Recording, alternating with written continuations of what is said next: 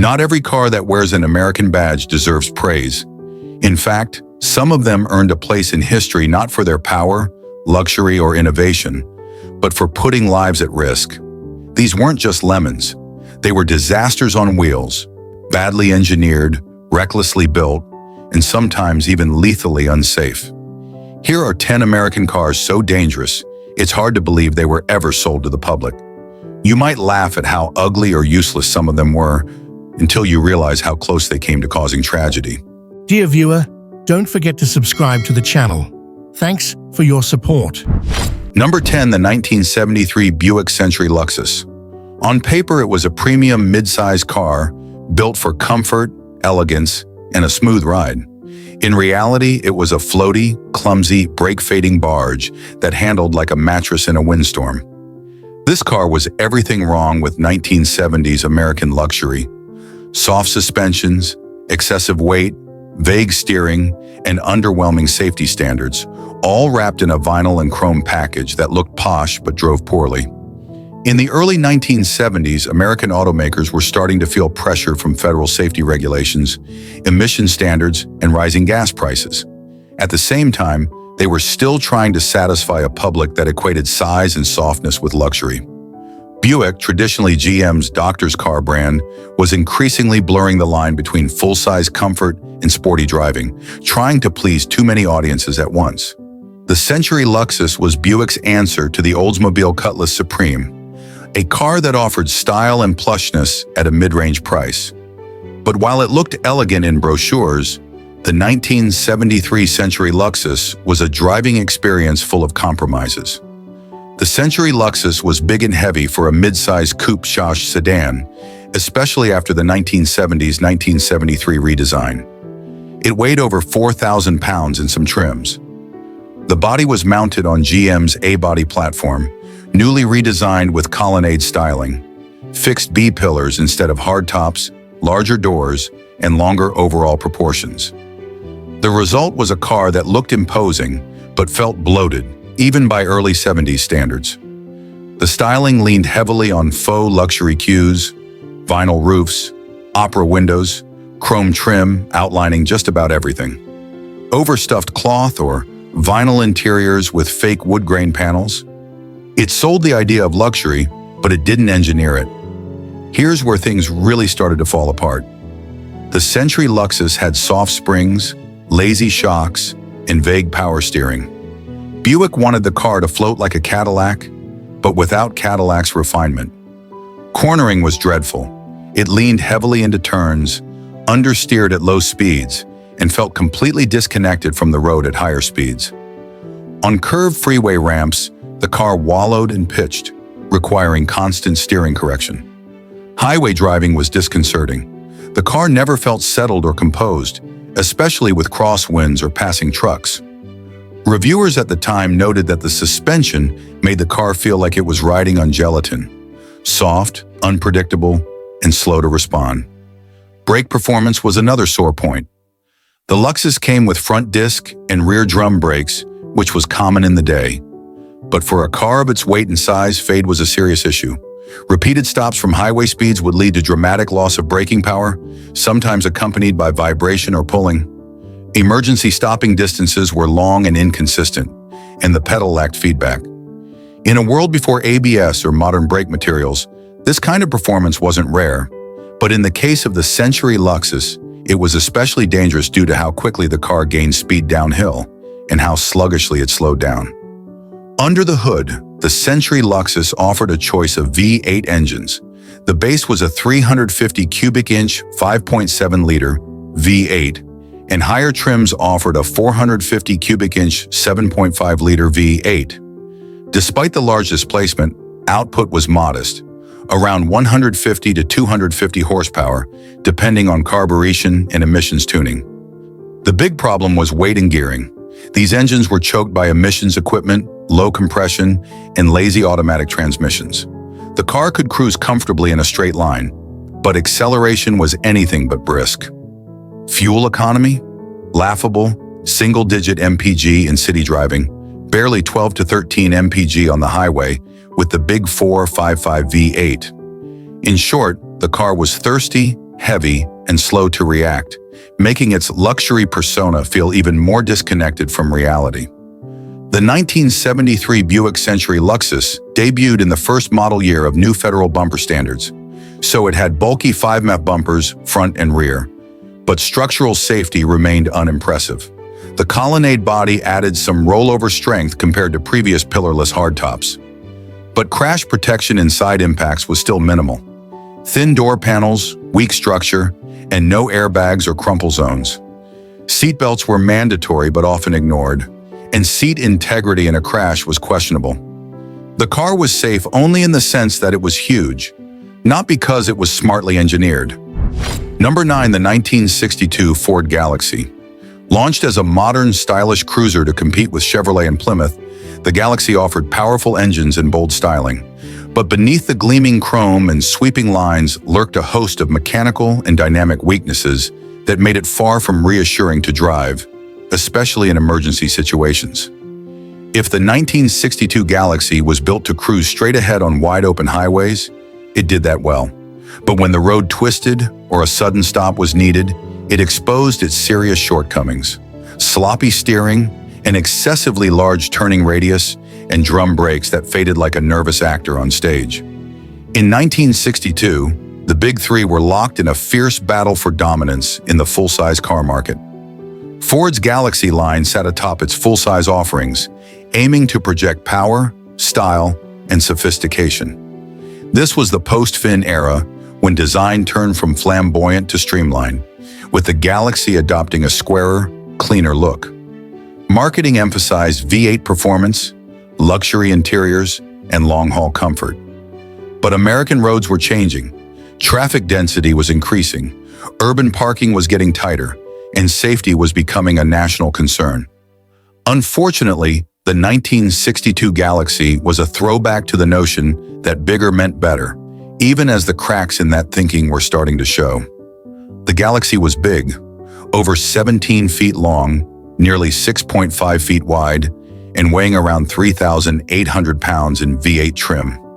It rode on a 119-inch wheelbase, making it smooth on the highway but unwieldy in town. Key problems included massive turning radius, around 42 feet curb to curb. U-turns in a Galaxy often required multi-point maneuvers, especially in urban areas. Body-on-frame construction made it durable, yes, but also flex-prone. On uneven surfaces, the Galaxy could feel like it was bending in the middle. Parking one of these land yachts in a tight garage or parallel spot? Good luck. Perhaps the Galaxy's most dangerous trait was its over-assisted, vague steering system.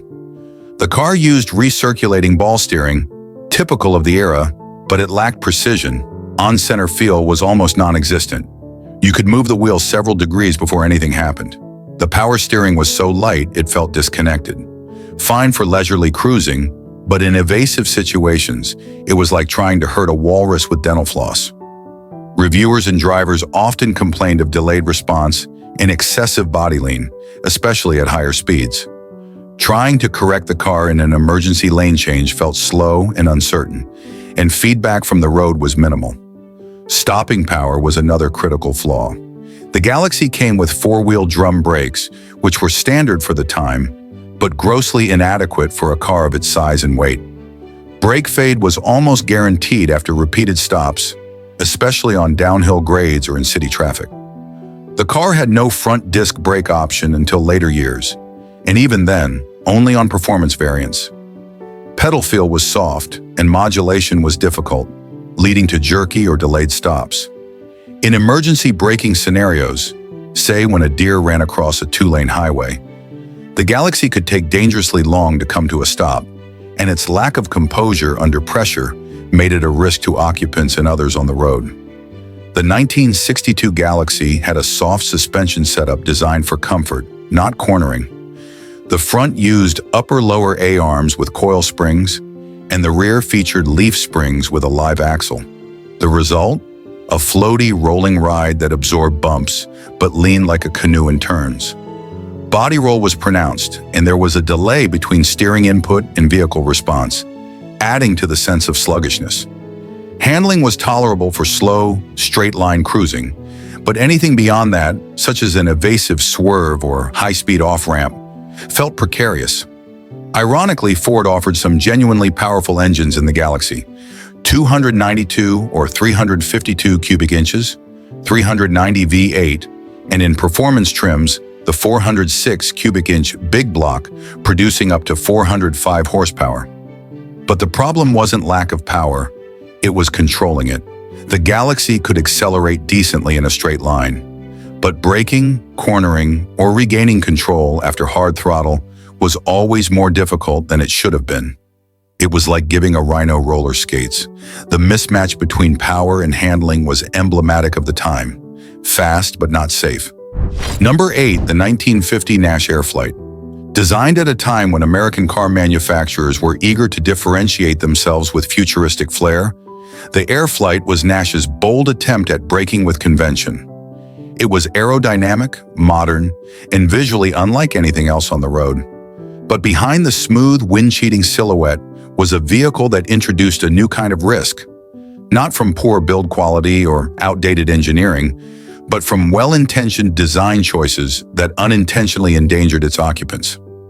Let's examine how the Nash Airflight's focus on aerodynamics and styling created a cabin that was cramped, dangerous in side collisions, and hampered driver visibility, all in the name of streamlined progress. The year was 1950. The Second World War was over, and automakers were eager to abandon the pre-war look for something more futuristic. Nash Motors, a relatively small independent brand, wanted to compete with the Big Three by embracing advanced aerodynamics and a European-style enclosed body. The result was the Airflight, styled under the guidance of George Walker and influenced heavily by aviation. It was promoted as a modern marvel, a car designed in a wind tunnel, promising better fuel economy, less wind noise, and sleeker aesthetics. On paper, it sounded visionary. In practice, it had serious drawbacks. The Airflight's body was built around the idea of reducing drag. The exterior featured smooth, slab-sided panels, fender skirts, integrated headlights, and a fastback roofline. The car had a nearly sealed underbody, reducing air turbulence and boosting efficiency. Nash even eliminated the traditional front grille, instead routing air through slots above the bumper to cool the engine. While these changes improved highway mileage and reduced wind noise, they came at the expense of usability and visibility. The high beltline and narrow greenhouse made the windows short and the cabin feel dark. The thick pillars and small rear window severely limited rear and side visibility. For the driver, lane changes and cornering became guesswork, especially in urban traffic or on multi-lane roads. The inside of the Airflight was unusually enclosed, thanks to its semi-monocoque design and sealed cabin. Windows were small and fixed in many variants. The roofline sloped low, and tall passengers frequently bumped their heads. The curved shape meant less usable space near the doors, especially for rear passengers. While Nash promoted this as aeronautical comfort, passengers often complained it felt more like being in a submarine. The interior was quiet, yes, but also stuffy and restrictive, especially in warm weather, as ventilation was subpar by modern standards. The Airflight's envelope body, which wrapped over the wheels and had minimal body brakes, gave it a futuristic profile, but it also created a visually and spatially confined experience. Safety experts today emphasize the importance of visibility, and this is where the Nash Airflight really faltered. The tiny rear window and heavy C-pillars left massive blind spots. The sloped front windshield distorted light and made glare an issue. In tight traffic situations, the driver had limited peripheral vision, making it difficult to judge lane position or spot smaller vehicles and pedestrians. On highways, merging or changing lanes became risky. In cities, parking or navigating tight intersections was a chore. The Airflight used a unitized body construction, which was innovative for its time. Nash was among the first American automakers to abandon body-on-frame construction. However, their early execution of unibody design lacked the reinforcing structures necessary for side impact or rollover protection.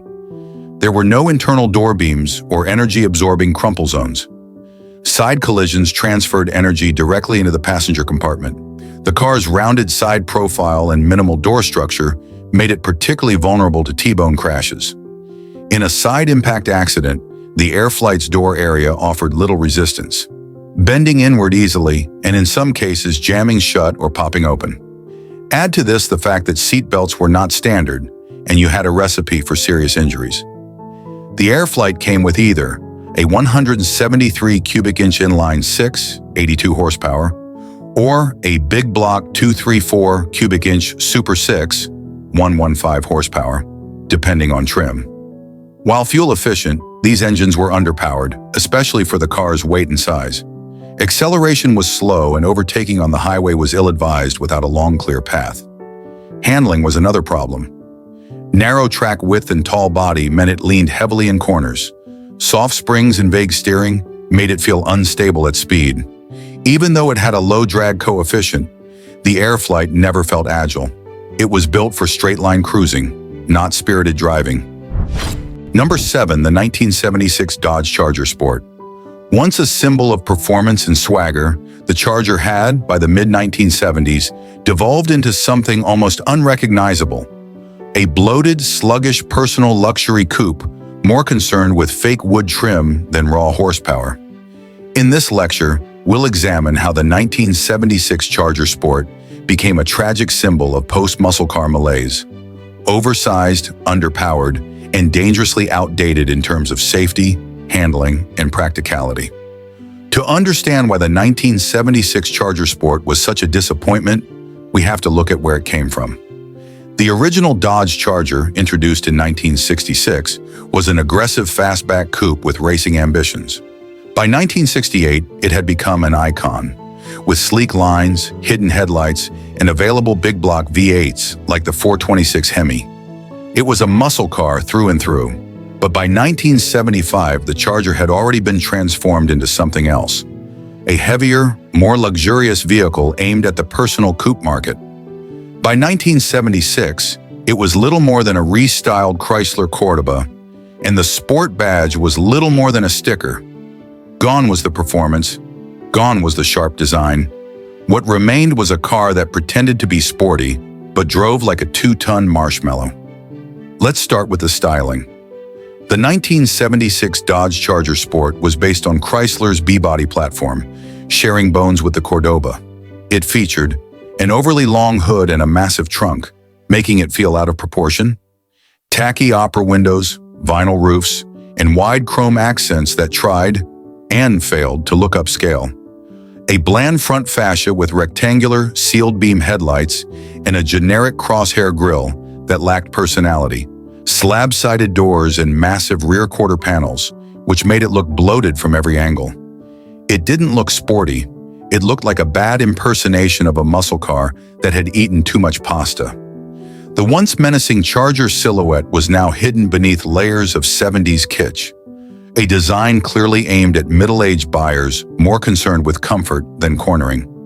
Despite the Sport badge, the 1976 Charger delivered none of the performance that had once defined the name.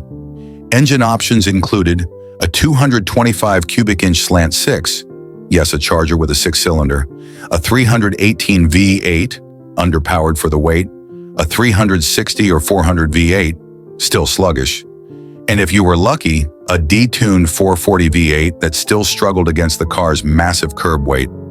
Even with the biggest engine, 0 to 60 times were sluggish.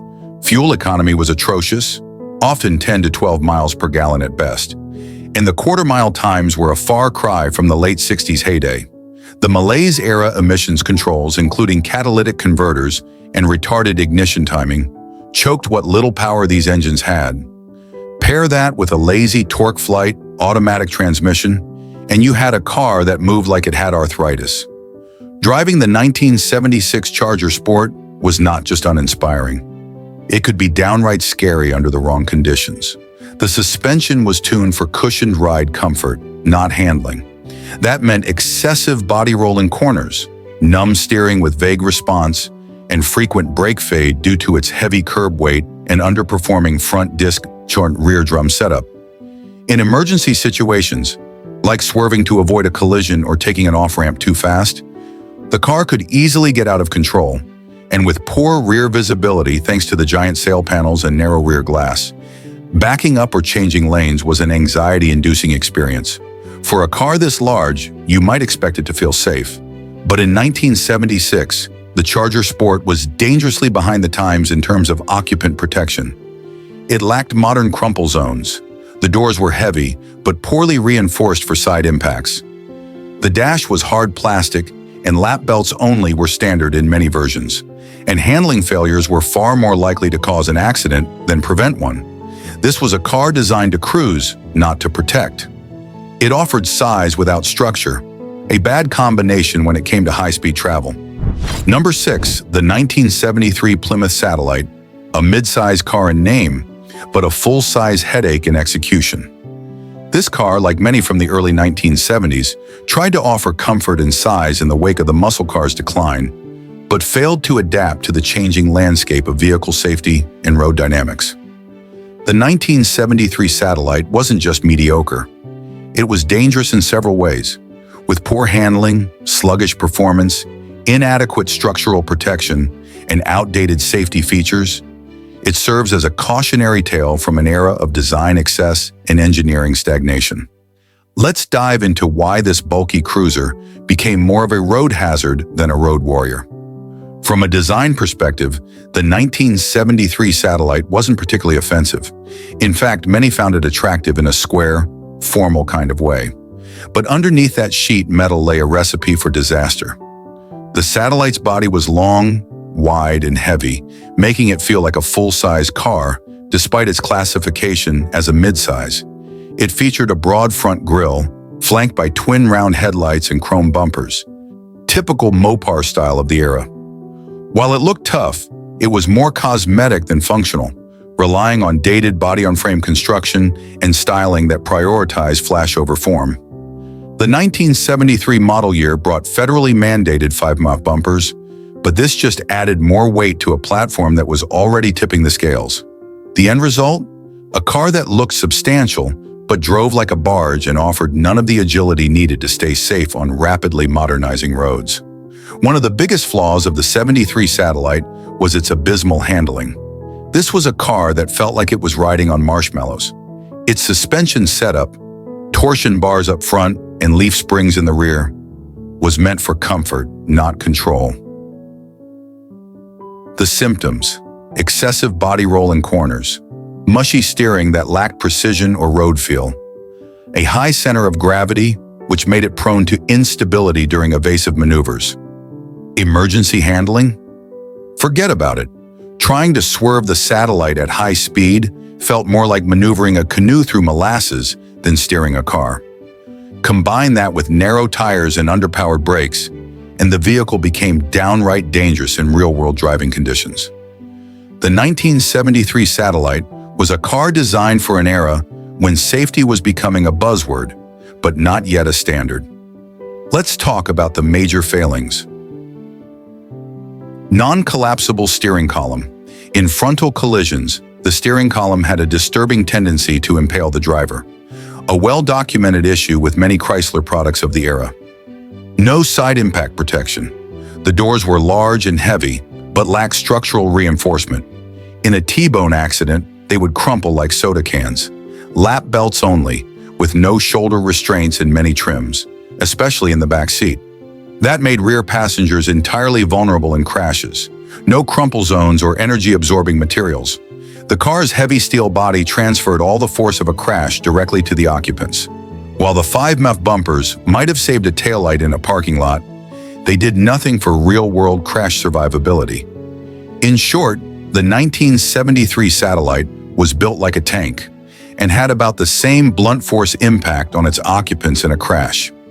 Power options for the 1973 Satellite were fairly broad, ranging from a modest 225 slant 6 to a 400 cubic inch V8. But thanks to increasing emissions regulations, crude carburetor tuning, and heavy curb weight, even the bigger engines felt sluggish. Acceleration was uninspiring, and throttle response lagged like a reluctant mule.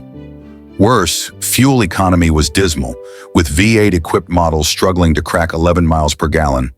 And though power steering was common, It had no feedback.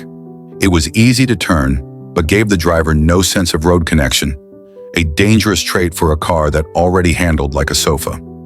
Braking performance on the 1973 Satellite was woefully under-engineered for the vehicle's size. Front disc, rear drum setup was standard on some models, but many still came with four-wheel drum brakes. Brake fade was common during repeated stops, especially downhill or in hot weather.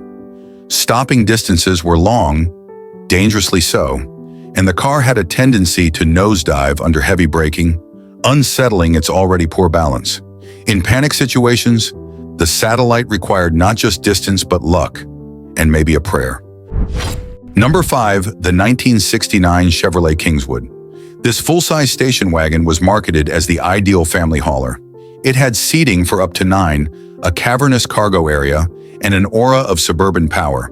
But beneath its gleaming chrome and long roofline lurked serious problems that made it dangerous at modern highway speeds, especially under the weight of a full load of passengers and gear.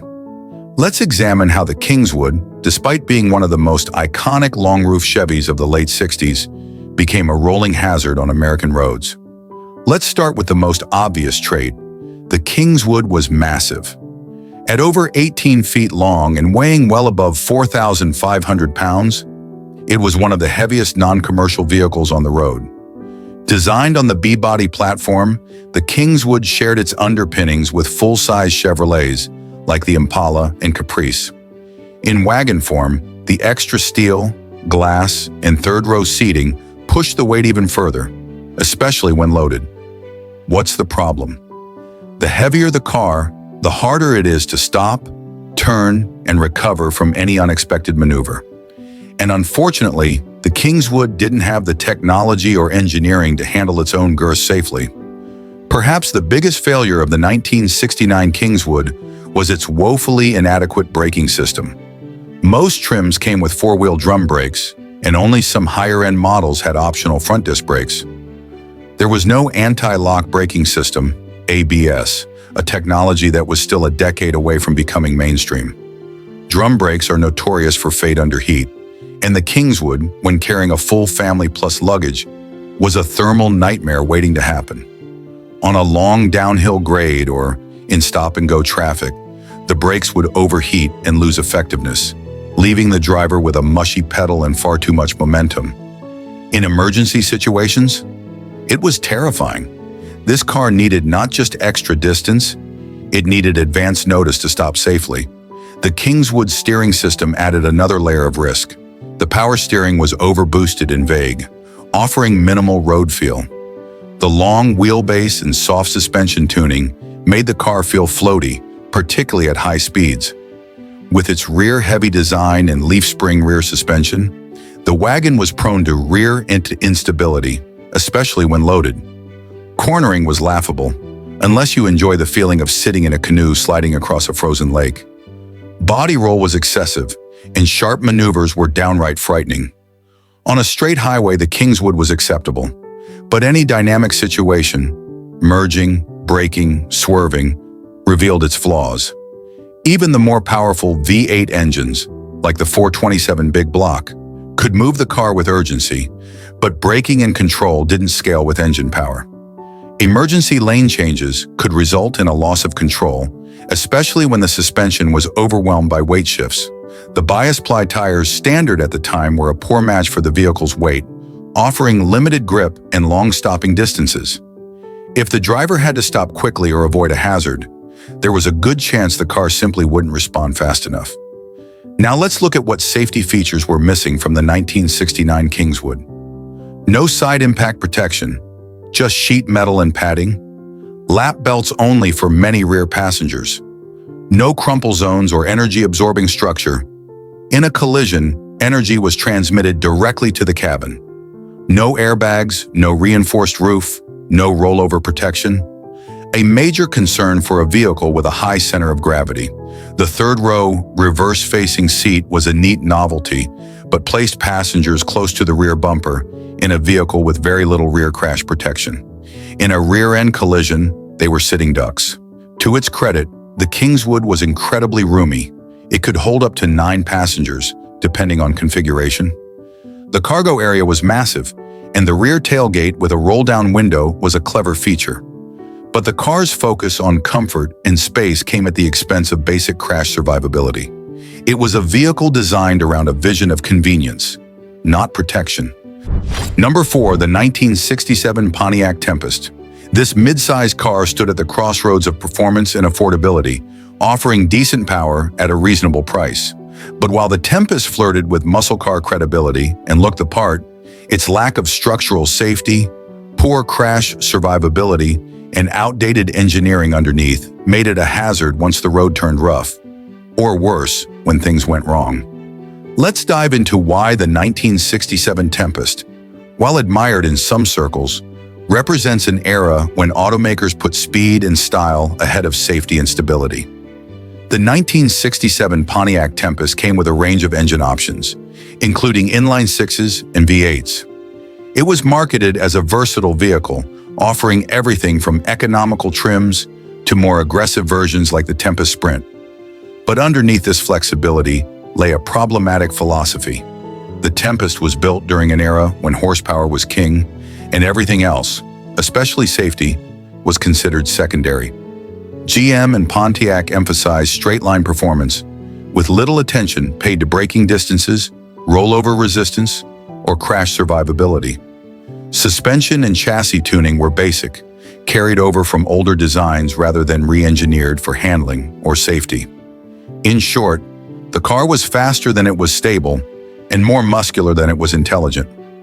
One of the most glaring omissions in the 1967 Tempest was the absence of an energy-absorbing steering column.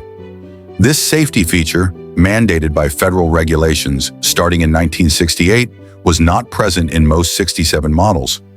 In a front-end collision, the rigid steering column had the potential to impale the driver, a well-documented cause of serious injury or death in cars of the era. GM had the technology, they just hadn't made it standard yet in the Tempest. In essence, the driver's seat in the Tempest came with a built-in spear aimed at their chest in the event of a crash. Crash protection? Almost non-existent. The body-on-frame construction did little to absorb energy in a crash. Instead, force was transferred to the cabin and passengers. There were no crumple zones, no side impact reinforcement beams, and no protective padding beyond basic vinyl seats. Seatbelts were still optional in many trims or installed only in the front. Lap belts, if present, provided marginal protection. Real-world crash data from the late 1960s show that mid-size cars like the Tempest offered little survivability in high-speed collisions. Though not an SUV or tall vehicle, the Tempest still had significant rollover concerns. The car's suspension tuning was soft, with a high center of gravity relative to its narrow track. In evasive maneuvers or high-speed cornering, understeer and body roll were severe, making it easy to lose control. In the event of a rollover, the roof structure lacked the reinforcement necessary to prevent collapse. Unlike modern unibody cars with integrated roll cages, the Tempest had little to stop the roof from caving in, especially in convertibles and hardtop models. Simply put, if you flipped this car, you were on your own. Performance in a straight line was fine, but slowing down was another issue entirely. Most 1967 Tempests came with drum brakes all around, prone to fade and ineffective in wet conditions. Disc brakes were available, but only as a costly option. Tires were bias ply, which offered poor grip compared to modern radial tires and further reduced emergency maneuverability. The result, a car that could speed up quickly, but couldn't slow down or stop safely, especially in emergency situations or with passengers aboard. Let's list the other safety features the 1967 Tempest didn't have. No shoulder belts, no head restraints, no airbags, no collapsible interior trim or padded dashboard, no anti-lock brakes, no traction control or stability assistance. What was included? A horn, a steering wheel, and maybe, if you were lucky, a lap belt with a clasp. This was a car designed to go from 0 to 60, not 60 to 0 safely. The 1967 Tempest looked good. Its long, clean lines and Pontiac's signature split grille gave it visual muscle. It was sold as an aspirational vehicle, a step toward the GTO or Firebird without the insurance premiums. But the marketing spoke to dreams, not realities. Safety was an afterthought, barely mentioned in promotional material. Buyers were sold a lifestyle, not told about the risks, and unfortunately, too many families found out the hard way what happened when style met steel and speed met negligence. Number 3, the 1953 Chevrolet 150. This car was Chevrolet's entry-level model, a stripped-down fleet and economy vehicle that focused squarely on price and durability. But what it completely ignored was safety. At a time when post-war optimism fueled chrome-heavy design and powerful engines, the Chevy 150 was a stark reminder that not all cars were created equal, especially when it came to keeping passengers safe. Let's examine how this model, while popular for its affordability, turned out to be one of the most vulnerable cars on the road in terms of crash protection, occupant safety, and structural design. The Chevrolet 150 was Chevrolet's cheapest full-size offering for 1953. It was marketed toward government fleets, taxi companies, budget-conscious buyers. To cut costs, Chevrolet removed nearly all non-essential features: no trim, no radio, optional, no armrests, no passenger sun visor, rubber floor mats instead of carpet, and more importantly, no safety padding, crash protection, or real restraint systems.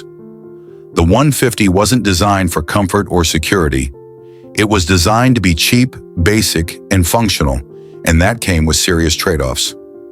The 1953 Chevrolet 150 used body-on-frame construction, a standard of the time, but it had zero engineered crumple zones. That meant, in a front-end or side collision, energy wasn't absorbed by the structure. It was transferred directly into the passenger compartment. The frame itself could twist or collapse unevenly, increasing the risk of cabin intrusion in severe crashes. There were no door beams, no impact-absorbing sections, and no rollover protection. It was simply a steel shell with little to shield the occupants. One of the most dangerous aspects of the 1953 Chevrolet 150, and many cars of its era, was the metal dashboard. In a crash, the hard steel dash became a weapon. Heads, knees, and torsos could slam against it with devastating results. There was no padding, no collapsible steering column, and no energy-absorbing materials to mitigate impact. The steering wheel was large, rigid, and mounted directly to a fixed steering shaft, which could impale the driver in a head-on collision. This car offered almost no passive safety features at all. In 1953, seatbelts were not standard in American vehicles, and the Chevrolet 150 didn't even offer them as a factory-installed option. The lack of any restraint system meant that in any sudden stop or crash, occupants were violently thrown into the dashboard, steering wheel, windshield, or each other. Rear passengers could become projectiles in even low-speed collisions. Even by the standards of the early 1950s, this was an astonishing lack of safety consideration. Safety is more than just crash protection. It's also about accident prevention, and the 150 was deficient here too. The 150 came with all-drum brakes, which were prone to fading during repeated stops and ineffective in wet conditions. Steering was manual and vague, requiring significant effort and offering poor feedback. There were no anti-lock systems, no power assist on base models, and limited directional stability at highway speeds. In a dangerous situation, the car lacked the reflexes to help you avoid a crash, and if a crash occurred, it lacked the protection to help you survive it. The windshield and side glass on the 1953 Chevrolet 150 were not laminated safety glass in many units. In a collision, they could shatter into sharp shards, causing lacerations and serious injuries. Laminated glass would become standard later in the decade, but in '53 it was inconsistent and often omitted in base models like the 150. Today we think about car seats, child locks, and impact protection for rear passengers. In 1953, the rear seat was simply a padded bench, often without seat belts or even headrests. No provisions were made for securing children or even keeping them from being ejected during a crash. From a modern perspective, the 150 would be illegal to sell new today on safety grounds alone. So why did people buy it? The Chevrolet 150 was cheap, rugged, and easy to maintain. It offered basic transportation during an era of economic growth when car ownership was exploding. But what it lacked was a sense of responsibility from GM toward its buyers' long-term safety. Chevrolet knowingly sold a car stripped of even the most basic protective measures. At a time when seatbelt studies were already showing effectiveness, the company chose not to innovate on safety because it was cheaper not to. The 150 was marketed as a value, but that value came with a very real human cost. Number 2, the 1966 Dodge Dart. While the Dart was a significant model for Chrysler, offering affordability and a relatively decent performance, it was also a reflection of the safety deficiencies common in cars of that era. Despite its positive reception in terms of sales and design, the Dart, like many of its contemporaries, lacked the safety features that would become standard in the decades to follow.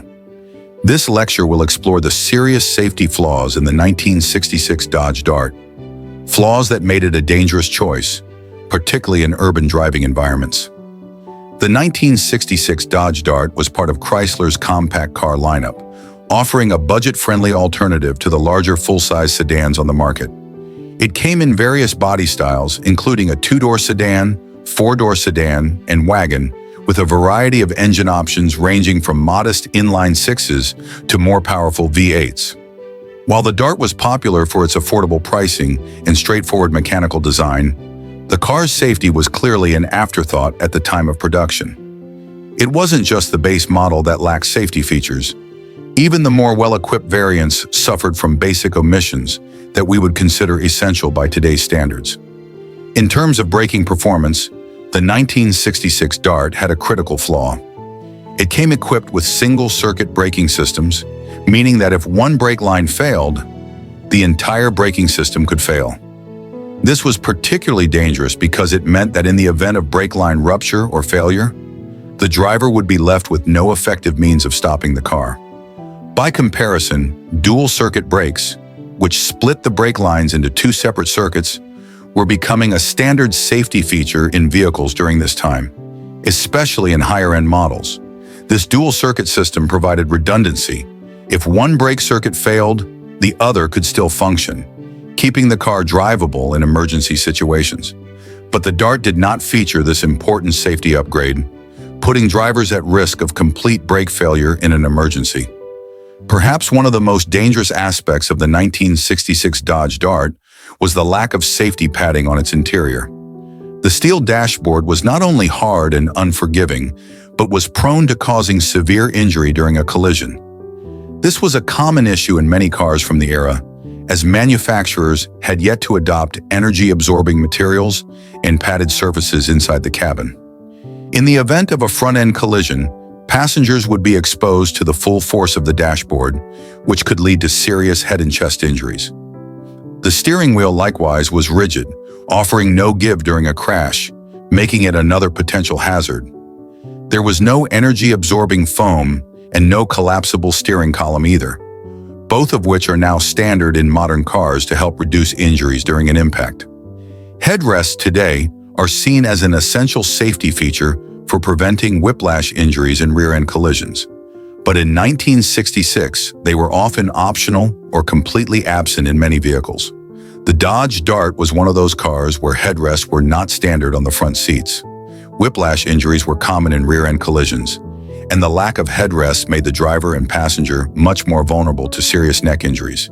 In a rear crash, without headrests, the head would be forced back with great force, often causing damage to the neck and spine. Although headrests became standard equipment later in the 1960s, at the time of the Dart's release, they were still considered an optional luxury, not an essential feature. One of the most concerning safety shortcomings in the 1966 Dodge Dart was its lack of side impact protection. The Dart's thin door panels and lack of internal reinforcements made it vulnerable to side collisions, a serious problem in urban environments where such accidents were more likely to occur. The car's body was constructed without reinforced side beams or any significant impact protection for the door panels. In the event of a side impact, the car offered minimal protection for passengers, as the door structure was insufficient to absorb the energy of the crash. In more severe side collisions, Occupants were at risk of being seriously injured or ejected from the vehicle, as there was no system to prevent door intrusion or maintain structural integrity. Modern cars are equipped with side impact airbags, reinforced side beams, and crumple zones to protect occupants in these types of accidents. But the Dart, like most cars from the era, was deficient in these critical areas. Number 1. The 1977 Chevrolet Caprice. While this full-size car is often remembered for its luxurious features and smooth ride, there was a darker side to its design that made it a challenging and dangerous vehicle to drive in certain conditions. The 1977 Caprice is a prime example of a car that relied on sheer size and comfort rather than precision engineering for handling, safety, and stability. This lecture will delve into the safety flaws, handling challenges, and braking inconsistencies that made this vehicle problematic, especially in emergency situations. The 1977 Chevrolet Caprice was part of the full-size sedan category, marketed as a premium offering with a focus on comfort and space. It featured a massive frame, offering seating for 6 passengers and a large trunk. The car's size and generous features made it appealing to families and those seeking a smooth, comfortable ride. In terms of engine options, the 1977 Caprice offered various V8s, including a 305 cubic inch V8, which was powerful for its time. However, the sheer size and weight of the Caprice made it less agile than smaller sedans, especially when it came to handling and safety. One of the primary issues with the 1977 Caprice was its suspension system, which, while designed for comfort, compromised the car's stability. The Caprice's floaty suspension allowed for a soft ride, but this came at the cost of handling precision. Body roll. The car's suspension was too soft, meaning that when cornering or making quick maneuvers, the Caprice would experience significant body roll. This made the car feel unstable during turns, especially at highway speeds or in emergency situations. The floaty feel was particularly noticeable when the car was loaded with passengers or cargo, making it even harder to control. Lack of cornering stability. Due to the soft suspension and large size, the Caprice lacked the sharp steering response needed for confident cornering. In sharp turns, the car would lean excessively, reducing the driver's ability to maintain control. Oversteering and understeering issues. The Caprice's unpredictable handling was a result of its excessive body roll and lack of support from the suspension. The car was prone to both understeering and oversteering, making it difficult for drivers to maintain control, particularly when driving at higher speeds or when responding to sudden changes in road conditions. The steering of the 1977 Caprice left much to be desired. It was often described as vague and unresponsive, which meant that the car did not respond quickly or accurately to driver input. This was a major concern for those looking to maintain control of the vehicle in emergency situations. Excessive play. The steering system had a significant amount of play in the wheel, meaning that small inputs from the driver wouldn't result in immediate or noticeable changes in the vehicle's direction.